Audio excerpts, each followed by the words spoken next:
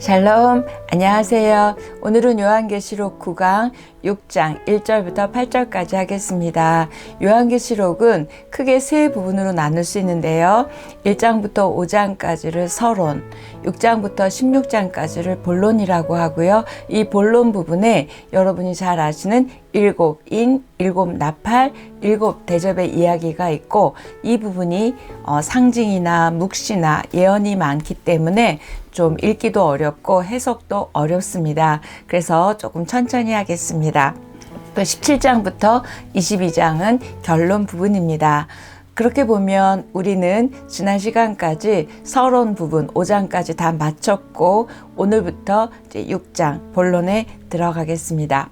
요한계시록을 잘 이해하기 위해서는 종말이라는 단어를 조금 짚고 넘어가고 싶습니다. 종말 또는 말세라고도 하죠.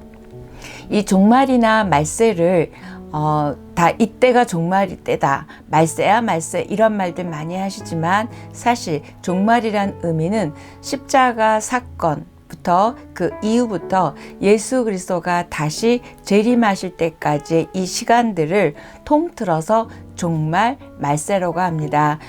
주님이 다시 오시는 그날은 심판의 때지요. 그래서 심판이고요. 그래서 종말이라는 단어를 잘 여러분이 가지시고 이제 6장부터 쭉 읽으시면 좋겠습니다. 요한계시록에 등장하는 여러 가지 일들, 또 사건들이 있죠. 이게 먼 장래에 일어나는 심판의 날의 이야기로만 읽지 마시고요.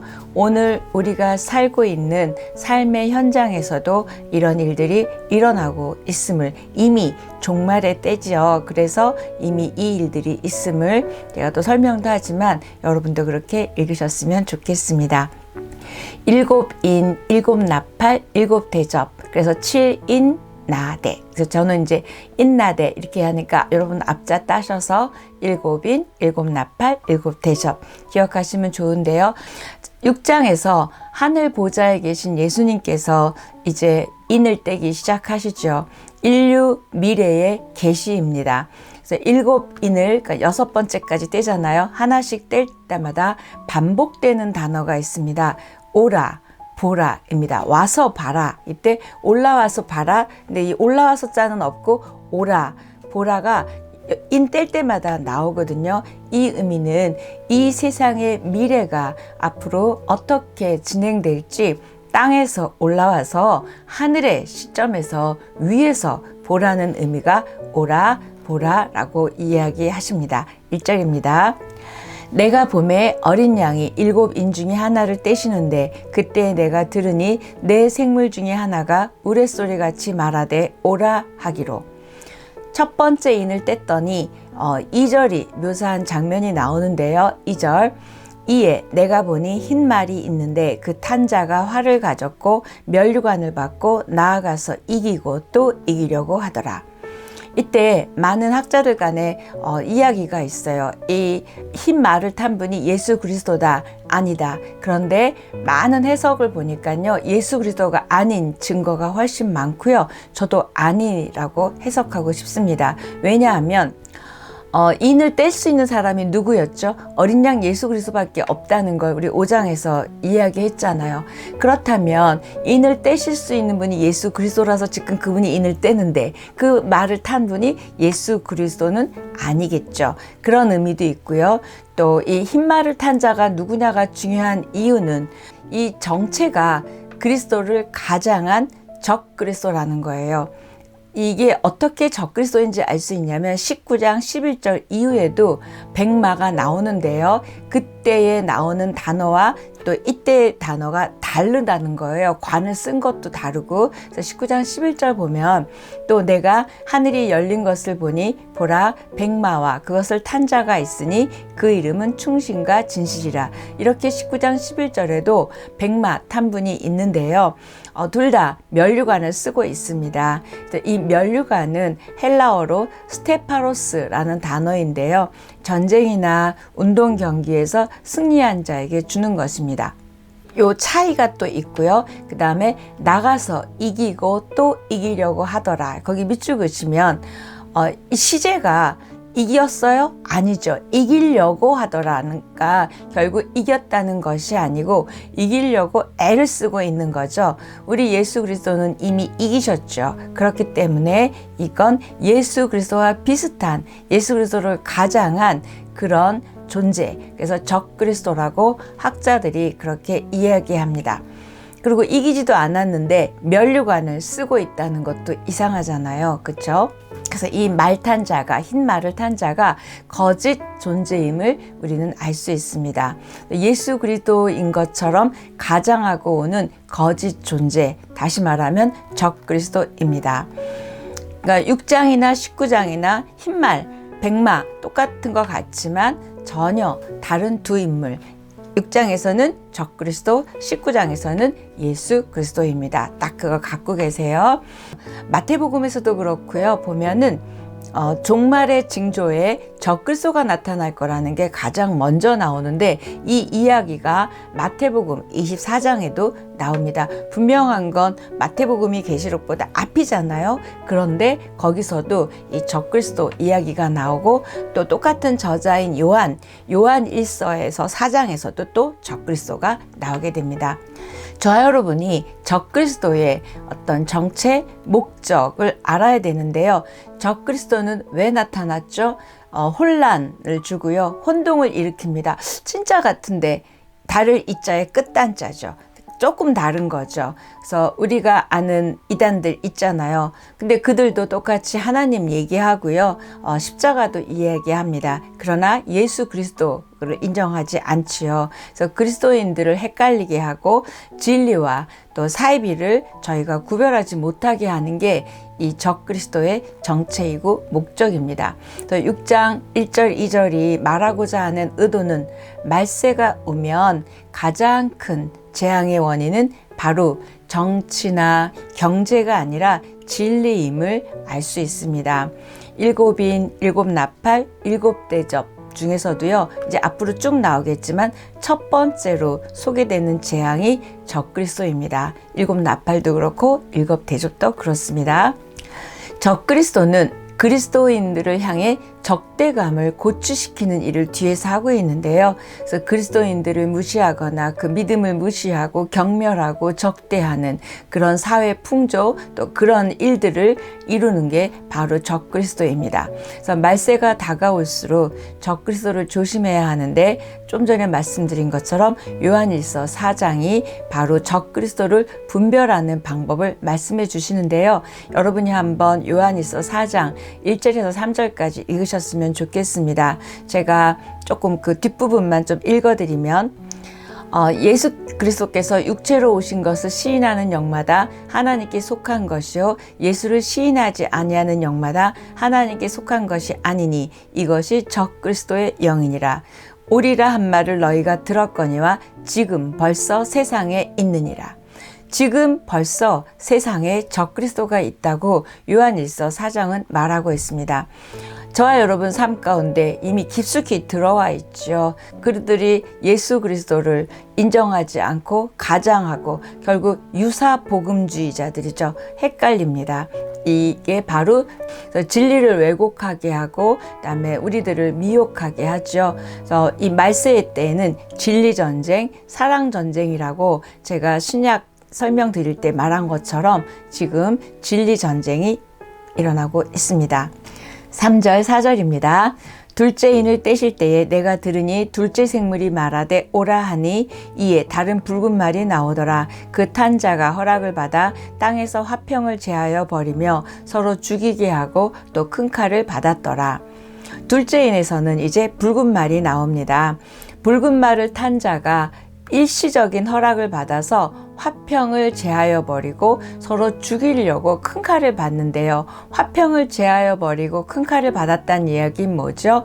분쟁입니다. 한 단어로. 그래서 이 분쟁의 이면에는 이 어둠의 영이 있죠. 그래서 이 어둠의 권세를 잡은 자들의 사단이 분쟁을 일으키죠. 가정도 그렇고 교회도 그렇고 나라 간도 그렇고 이 분쟁이라는 전략을 사용하고 있습니다. 마태복음 24장의 내용을 읽어보면 계시록 6장의 내용과 그 순서가 대체적으로 일치하는데요. 24장 4절에서 8절까지 좀 길지만 제가 읽어보겠습니다. 예수께서 대답하여 이르시되 너희가 사람의 미혹을 받지 않도록 주의하라. 많은 사람이 내 이름으로 와서 이르되 나는 그리스도라 하여 많은 사람을 미혹하리라. 난리와 난리 소문을 듣겠으나 너희는 삼가 두려워하지 말라. 이런 일이 있어야 하되 아직 끝은 아니니라. 민족이 민족을 나라가 나라를 대적하여 일어나겠고 곳곳에 기근과 지진이 있으니 이 모든 것은 재난의 시작이니라. 처음에 적그리스도 있었죠. 그다음 두 번째 무슨 얘기했죠? 지금 난리와 난리 소문. 이게 바로 지금 붉은 말이 나타난 분쟁의 배경을 말하고 있습니다. 미혹하는 자는 적그리스도를 말하는 거고요. 아직 끝은 아니다. 이 말씀은 종말과 심판을 구분하고 있습니다. 종말 아까 제가 처음에 설명드렸고 심판은 주님 다시 오셔서 심판하는 그 마지막 날을 말하는 거죠.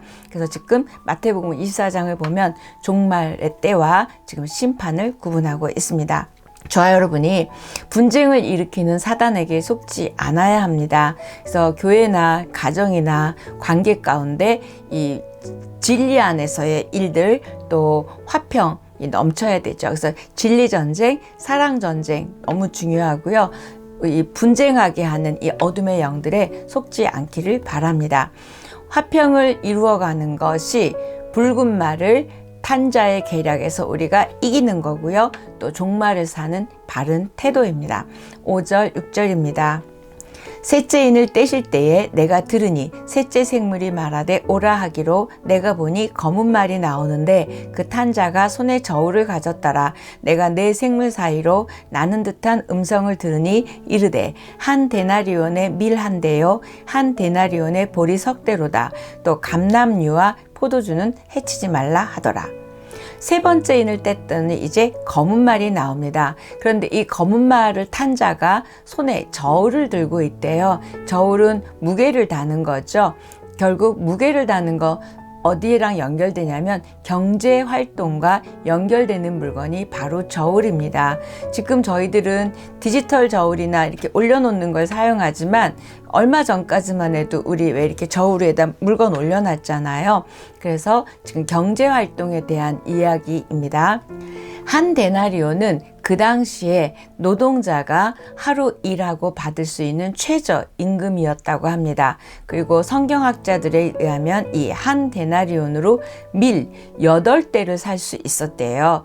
그런데 6절에서는 지금 한 데나리온에 밀 한 대를 산대요. 그러니까 8대 살 수 있는 게 한 대를 사니까 어떻게 됐대요? 물가가 굉장히 올랐죠. 그리고 그때 보리가 석대라고 이야기하는데 원래 한 데나리온의 보리는 16대를 살 수 있었대요. 그러니까 지금 엄청 몇 배나 폭등을 한 거죠. 그래서 밀과 보리가 예전에 그 돈으로 한 데나리온 살 수 있었던 것보다 엄청 조금밖에 못 사게 된 거예요. 그래서 이렇게 물가가 폭등했고 경제가 어려워지는 이야기를 지금 말하고 있습니다. 밀 한 대, 보리 석 대, 이 수치는 제가 좀 전에 말씀한 것처럼 식품 가격의 폭등, 물가의 폭등이죠. 왜 그럴까요? 곡물이 귀해서 벌어진 상황입니다. 왜 귀할까요? 기근이죠. 기근 때문에 이렇게 경제 활동이 어려워지고 식품이 이제 적어진 거죠. 그래서 이 말세의 징조는 기근 또는 경제적 어려움을 말하고 있습니다.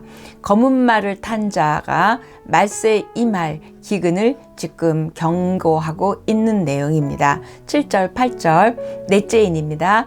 넷째 인을 떼실 때에 내가 넷째 생물의 음성을 들으니 말하되 오라 하기로 내가 봄에 청황색 말이 나오는데 그 탄 자의 이름은 사망이니 음부가 그 뒤를 따르더라. 그들이 땅 4분의 1의 권세를 얻어 검과 흉년과 사망과 땅의 짐승들로서 죽이더라. 넷째 말은 청황색입니다. 말을 탄 자의 이름이 사망이래요. 뭐에 대해서 말할 걸까요? 죽음이지요. 그래서 이 사망과, 성경을 보면 사망과 음부가 같이 붙어 다니는 게 많은데, 여기서도 보니까 지금 말을 탄 자의 이름은 사망이고 음부가 그 뒤를 따라오고 있습니다. 음부는 뭐죠? 죽은 사람이 머무는 곳이고, 성경에 사망, 음부가 항상 붙어 있다 생각하시면 됩니다. 넷째인의 비밀은 지금 보니까 앞에서 땐 첫째인, 둘째인, 셋째인의 결말이 뭐라는 뜻일까요? 사망이고 죽음이라는 뜻입니다. 그래서 청황색 말을 탄 자가 복수형으로 나와 있어요. 그 앞에 첫째, 둘째, 셋째는 안 그랬는데 넷째인은 그들이라는 복수입니다. 결국 첫째, 둘째, 셋째인의 결과가 사망이고 죽음이라는 것을 알 수 있습니다. 권세를 받았는데 땅 4분의 1의 권세래요. 그러니까 아직 이제 시작인 거예요. 많이 아니고 지금 자기네들은 일부분밖에 할 수 없는 이제 이 어려움이, 재앙이 시작됐음을 알 수 있습니다. 제한적임을 보게 되죠. 그래서 적그리스도 첫 번째인, 그 다음에 분쟁 두 번째인, 그 다음에 기근 세 번째 인이었죠. 이게 4분의 1의 권세를 얻었고 아직 전부는 해칠 수 없었고 부분이고 이제 재앙이 시작됐음을 말하고 있습니다. 그런데 좀 더 읽으면 8장 7절에 보면 4분의 1보다 큰 숫자의 권한을 얻게 되는데 8장 7절에 이렇게 되어 있더라고요. 첫째 천사가 나팔을 부니 피 섞인 우박과 불이 나와서 땅에 쏟아짐에 땅의 3분의 1이 타버리고, 분명히 조금 더 많아졌죠, 권세가. 근데 6장 8절은 지금 4분의 1이었고 8장 7절은 지금 3분의 1입니다. 그런데 더 읽고 16장에 가잖아요. 그러면 놀랍습니다. 온전히 다 되게 됩니다. 그래서 4분의 1의 권세를 얻었다는 것이 이제 시작이라는 뜻이고요. 그렇다, 이제 재앙이 시작됐으니까 우리들로 받아들일 때는 어떻게 아직 기회가 있다는 거죠. 회개할 기회, 돌아올 기회가 아직 있다는 거예요. 그래서 하나님께서 넷째인까지를 보여주시면서 재난, 재앙을 인류에게 주시면서 결국 이 재앙 중에도 빨리 돌아오기를 기다리시는 주님의 마음을 알 수 있습니다. 우리가 돌아갈 기회, 또 그런 여지를 주시기 위해서 그들이 권세를 이렇게 조금씩 점진적으로 늘어나는 걸 볼 수 있습니다. 이런 재앙을 주시는 이유는 우리를 벌해서 이 땅에서 쓸어버리시기 위해서가 아니라 경각심을 일깨우고 우리가 하나님께로 돌아오도록 하시기 위해서 첫째, 둘째, 셋째, 넷째 인을 통해 지금 말씀하고 있습니다. 심판 중에도 하나님의 은혜가 존재함을 보여주고 있고요. 아직 전면적인 총체적인 심판이 시작되지 않았음을 볼 수 있습니다. 에스겔서 14장 22절 23절, 그 구약의 요한계시록 같다고 했잖아요. 에스겔서가 거기 14장 22절 23절을 보면 내가 예루살렘에서 행한 모든 일이 이유 없이 한 것이 아닌 줄을 알리라. 하나님이 예루살렘을 재앙을 주고 이런 것도 이유 없이 한 게 아니라는 거예요. 그래서 결국은 하나님의 의도와 선한 목적으로 지금 이 일들을 하고 있음을 지금 우리는 알 수 있습니다. 자, 8절까지 오늘 하는데요. 네 마리의 말이 나왔습니다. 이 네 마리의 말은 세상에서 억압받는 그 당시 하나님의 백성들이 어떻게 구원을 받고 어떻게 이런 어려움 속에서도 보호될 것인지를 말해주고 있고요. 또 그들을 억압하고 있는 그 세력들, 하나님 믿지 않는 그 세력들이 어떻게 심판받는다는 것을 알려주는 어떤 전령 같은 역할을 하고 있는 게 네 마리 말입니다. 이 네 마리 말은요, 스가랴 1장과 또 스가랴 6장에도 보면 이 네 말이 나오게 되고 그 스가랴를 배경으로 지금 요한계시록과 같이 이어지고 있습니다. 자, 우리 넷째인 한번 다시 복습하면 흰 말을 탄 자는 거짓 그리스도였고요. 붉은 말을 탄 자는 분쟁, 다시 말하면 전쟁이 점점 확산되고 있고요. 검은 말을 탄 자는 기근이었고 그게 더 어디까지? 경제적 위기까지 이야기하고 있고, 넷째 청황색 말을 탄 자는 죽음, 사망을 말했습니다. 이니 하나씩 떼어질 때마다 벌어지는 이 재앙에 대한 묘사를 지금 요한에게 보여주면서, 이 중요한 건 언제 이 심판이 일어날 것인가가 중요해서 이걸 말씀해 주신 게 아니라, 이 심판이 과연 누구의 손에 달려 있느냐예요. 이 모든 심판이 사실 두려운 일이긴 하지만 예수 그리스도의 주관 아래 그분이 하실 것이기에, 예수 그리스도가 모든 역사를 붙들고 계시기 때문에 예수 그리스도를 믿는 저와 여러분은 구원을 받을 것이고, 우리는 이 심판에 면해질 것입니다. 아멘. 그래서 이게 누가 이 주권을 갖고 있느냐를 여러분이 꼭 가지시고, 이 요한계시록의 이제 나머지 7인, 7나팔, 7대접을 읽으시면 됩니다. 하나님의 자녀인 우리는 두려워할 필요가 없습니다. 그러나 종말의 시대에 살고 있고 말씀대로 분명히 이루어질 것이기에, 이제 우리는 어떻게 이 종말의 시대를 살아야 하는지를 깨닫는 요한계시록이 되어야 되겠죠. 세상의 가치관대로, 세상 사람들이 사는 대로 우리가 휩쓸려 살지 않는 것이 바로 이 종말의 때를 살아가는 저와 여러분의 믿음이고 삶이 되어야 하겠습니다. 궁극적으로 하나님께서는 모든 사람들이 그걸 듣고 알고 미래 종말을 준비하기를 원하시는 하나님의 사랑과 은혜를 가지고 읽으시면 좋겠고요. 왜 주실까요? 소망에 관한 이기는 신앙을 갖게 하시려고 하는 거지, 저와 여러분을 겁먹고 종말의 때가 그런 거라고 그렇게 겁주기 위한 것이 아닙니다. 지금 우리는 큰 재난 속에 있습니다. 코로나라는 재난이요.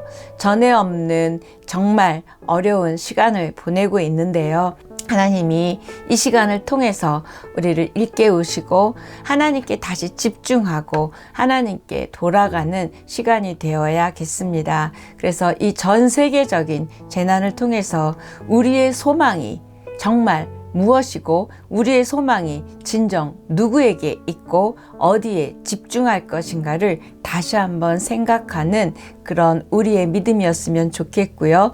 우리 그리스도인들은 이 지구상에서 일어나는 모든 이런 지금의 이 사건이든 코로나든 이런 모든 사건들을 영적 시선으로 바라보고 또 영적으로 해석하고 영적으로 적용해서 우리가 믿음으로 승리하는 저 여러분이 됐으면 좋겠습니다. 오늘 여기까지 하겠습니다.